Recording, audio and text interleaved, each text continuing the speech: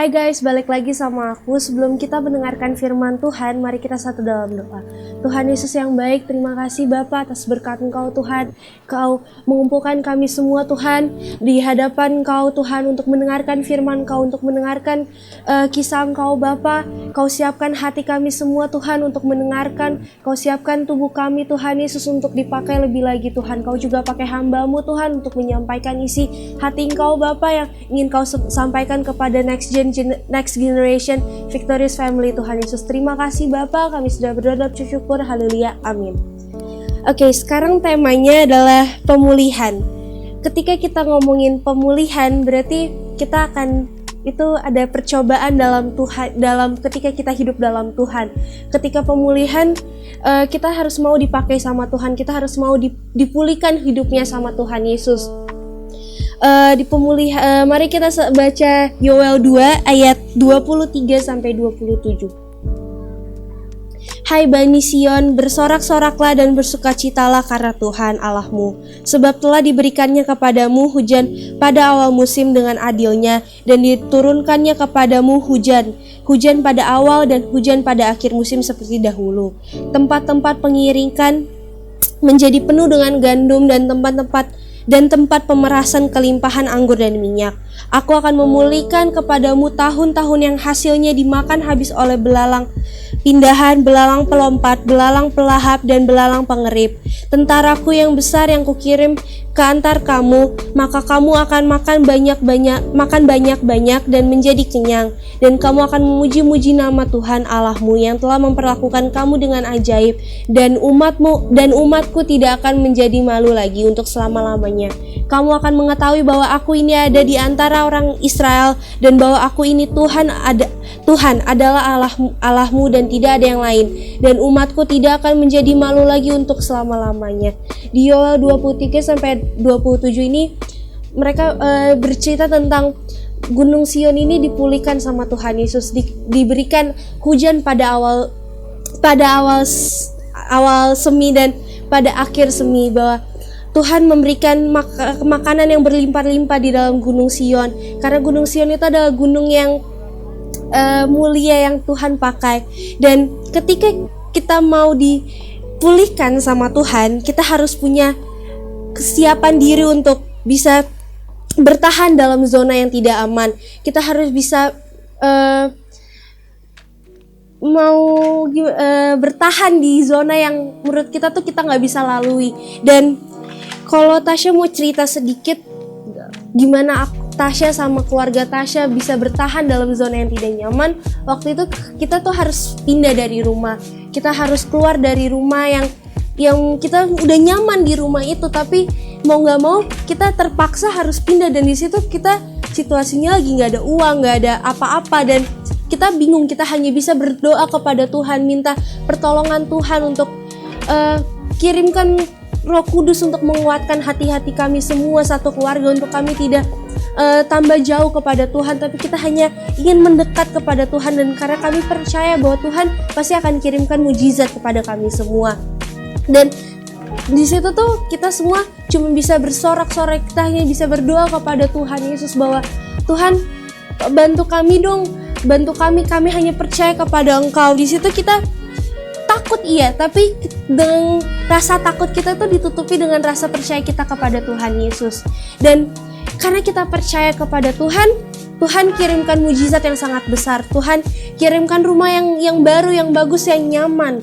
Dan di situ tuh mujizat Tuhan tuh terlihat bahwa ketika kita percaya sama Tuhan, bahwa ketika kita bisa bertahan dalam zona yang menurut kita tidak aman, di situ pasti akan ada rencana Tuhan yang indah.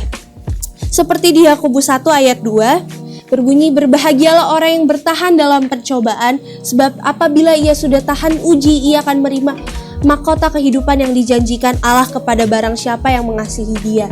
Nih, ketika kita bisa bertahan, kita akan mendapatkan mahkota kehidupan dari Tuhan Yesus. Itu yang pertama, mahkota kehidupan dari Tuhan Yesus. Yang kedua, masuk dalam pujian. Ketika kita sudah bisa bertahan, kita harus bisa masuk dalam pujian. Seperti tadi Tasya bilang, kita bertahan dengan cara kita membuat mesbah doa kepada Tuhan Yesus. Kita satu keluarga siapkan waktu malam untuk berdoa kepada Tuhan. Kita hanya 2 jam kita hanya mengobrol dengan Tuhan Yesus, kita berserah, kita bersyukur kepada Tuhan Yesus. Kita harus bersyukur kepada Tuhan, karena ketika kita bersyukur, Tuhan Yesus senang ketika kita mendengar kita bersyukur kepada Tuhan Yesus. Seperti di Roma 12 ayat 1. Karena itu saudara-saudara, demi kemurahan Allahku menasihati kamu, supaya kamu mempersembahkan tubuhmu sebagai persembahan yang hidup, yang kudus dan yang berkenan kepada Allah. Itu adalah ibadahmu yang sejati. Ketika kita sudah memberikan sorak-sorai kepada Tuhan Yesus, kita juga harus bisa memberikan apa yang kita punya. Walaupun kita kita dalam kondisi ekonomi yang tidak baik, kita juga harus bisa kasih 50% yang kita punya kepada Tuhan Yesus. Karena Tuhan akan ganti dengan berlipat-lipat ganda kepada kami. Seperti kita kehilangan satu rumah, tapi ternyata Tuhan menggantikan rumah yang lebih bagus, yang lebih mewah dari rumah yang sebelumnya kita tempat tinggali. Yang ketiga, kita harus punya iman. Ketika kita ada iman kepada Tuhan Yesus, itu kita bakal, kalau kita ada iman tuh kita percaya kan sama Tuhan. Dan kalau kita percaya bahwa Tuhan itu pasti bakal menolong kita semua. Tuhan pasti bakal bersama kita. Tuhan tuh gak pernah meninggalkan kami semua. Tuhan pasti akan genggam tangan kita untuk melewati itu bersama. Di zona yang menurut kita tidak nyaman, pasti Tuhan tuh bakal menggenggam tangan kita bersama. Tuhan tuh gak pernah meninggalkan kita semua. Pasti Tuhan tuh menolong. Dan kita harus punya iman yang besar bahwa Tuhan tuh pasti memberikan mujizat yang baru. Waktu kita semua rumah diambil, dan di situ mama papa kita semua tuh cuma punya iman yang besar. Kita cuma punya nyali yang besar. Kita cari rumah walaupun kita nggak punya uang, tapi mama papa kita semua kakak beradik nyari rumah yang menurut orang-orang tuh nggak mungkin lah kita bisa dapat rumah begitu. Nggak mungkin lah kita bakal tinggal di rumah yang mewah, yang megah, yang orang kira tuh kita bakal tinggal di tengah jalan kali. Karena orang udah ngelihat kita udah nggak punya apa-apa. Orang udah ngelihat kita udah nol gitu, udah titik rendah lah pokoknya. Kalau ekonomi kita tuh udah jatuh habis-habisan. Tapi karena kami percaya kepada Tuhan Yesus, karena kita punya iman yang besar kepada Tuhan bahwa Tuhan akan menolong, dan buktinya Tuhan memberi mujizat kepada kami semua, memberi dalam waktu yang tidak panjang. Tuhan memberi orang untuk membantu kita untuk tempat tinggal, untuk memberi orang supaya kita bisa tinggal di situ sebelum bayar. Dan di situ kita melihat keajaiban dari Tuhan Yesus. Dan yang keempat, restorasi. Restorasi itu adalah pemulihan jiwa.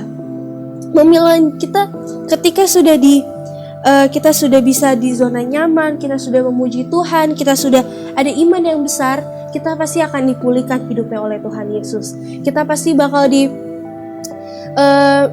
hidup kita bakal diperbarui sama Tuhan Yesus. Seperti di Mazmur 23 ayat 5. Engkau menyediakan hidangan bagiku di hadapan lawanku. Engkau mengurapi kepalaku dengan minyak. Pialaku penuh melimpah. Di sini dijelaskan bahwa ketika menyediakan hidangan bagi dia, kita pasti bakal dipulihkan hidupnya. Tuhan bakal menolong hidup kita. Dan Tuhan Yesus tuh memulihkan hidup Tasya, mama, papa, dan kakak-kakak tuh dengan cara kita dipulihkan dengan kita berdoa bersama, bergandengan tangan. Dan ternyata Tuhan tuh punya rencana yang indah di balik itu. Tuhan mau pakai Tasya, mau pakai kakak-kakak Tasya, pakai mama, papa untuk bisa menyebarkan Injil-Injil yang Tuhan sudah titipkan kepada kami semua. Dan Tuhan Yesus tuh sebenarnya setiap ada masalah tuh Tuhan pasti punya rencana yang indah di balik itu semua. Tuhan tuh selalu punya, Tuhan tuh mau yang mungkin menurut kita tuh udah gak mungkin, menurut kita udah nyerah, tapi Tuhan Yesus tuh selalu bilang jangan nyerah, karena Tuhan punya rencana yang indah. Ketika kita sudah dipulihkan hidupnya sama Tuhan, kita pasti bakal tahu apa yang dimaksud dengan masalah-masalah yang ada dalam hidup kita semua. Dan Tuhan Yesus tuh pasti bakal sayang sama umat-umatnya semua. Jadi Tuhan tuh jangan pernah ngerasa bahwa Tuhan tuh selalu ninggalin kita, gak pernah dengerin doa kita. Jangan pernah ngerasa kayak gitu, karena Tuhan tidak suka, dan iblis suka ketika kita merasa Tuhan tidak ada di samping kita. Jadi jangan mau dipakai sama iblis, jangan mau tergoda oleh omongan-omongan yang iblis yang bisikan kepada kita semua. Jadi kita tuh harus punya iman yang besar. Dan sekarang tergantung kita semua. Mau nggak sih kita dipulihkan hidupnya sama Tuhan Yesus? Mau nggak sih kita hidupnya tuh dipakai sama Tuhan Yesus, dicobai sama Tuhan, dicobai sama iblis dan melewati bersama sama Tuhan Yesus? Mau nggak sih? Sekarang tuh tergantung jemaat semua, dengan tergantung next generation. Mau nggak kalian tuh diubah hidupnya, diperbarui dengan minyak yang baru oleh Tuhan Yesus? Dan sekarang tergantung kita semua. Mari kita satu dalam doa. Tuhan Yesus yang baik, terima kasih Bapa, Kau sudah mengingatkan kami Bapa untuk hidup diperbarui oleh Engkau Tuhan Yesus. Kau sudah mengingatkan kami untuk punya iman yang besar terhadap Engkau, untuk percaya terus kepada Engkau Bapa. Tuhan, kami semua Tuhan ingin diperbarui hidupnya oleh Engkau Tuhan Yesus. Kami ingin hidup dalam Engkau Bapa. Kiranya Tuhan Yesus Kau jamah setiap hati kami Tuhan Yesus. Kami percaya Bapa, Kau sudah ada di tengah-tengah kami semua Tuhan. Kami percaya Bapa, Kau sudah memakai hidup kami semua Tuhan Yesus. Kau akan memakai next generation Victorious Family Tuhan, untuk dipakai Tuhan, untuk menyebarkan Injil-Injil Engkau Tuhan. Kau juga Tuhan pakai hamba-Mu Tuhan, Kau pakai kami semua Bapa. Terima kasih Tuhan Yesus, kami sudah mendengarkan firman-Mu Tuhan, dan kami sudah berdoa dan mengucap syukur. Haleluya, amin.